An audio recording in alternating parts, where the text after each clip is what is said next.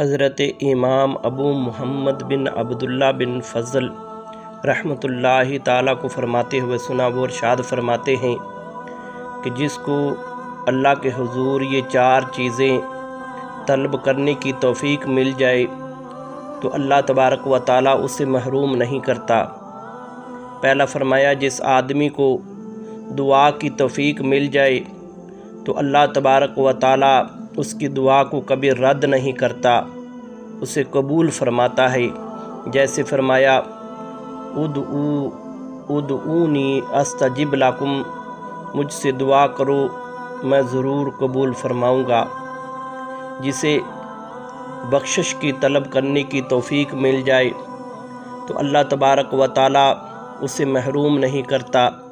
جیسے فرمایا، انہ کان غفارا، وہ بڑا معاف کرنے والا ہے۔ جسے شکر ادا کرنے کی توفیق مل جائے تو وہ اللہ تبارک و تعالیٰ کی نعمتوں سے محروم نہیں رہتا۔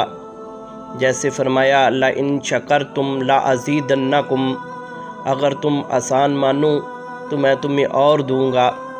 جسے توبہ کی توفیق مل جائے تو اللہ تبارک و تعالیٰ اس کی توبہ قبول فرماتا ہے اور اس کی مغفرت اور بخشش فرما دیتا ہے۔ جیسے فرمایا، وَهُوَ الَّذِي يَقْبَلُ التَّوْبَةَ عَنْ عِبَادِهِ وَيَعْفُو عَنِ السَّيِّئَاتِ، اور وہی ہے جو اپنے بندوں کی توبہ قبول فرماتا ہے اور گناہوں سے درگزر فرماتا ہے۔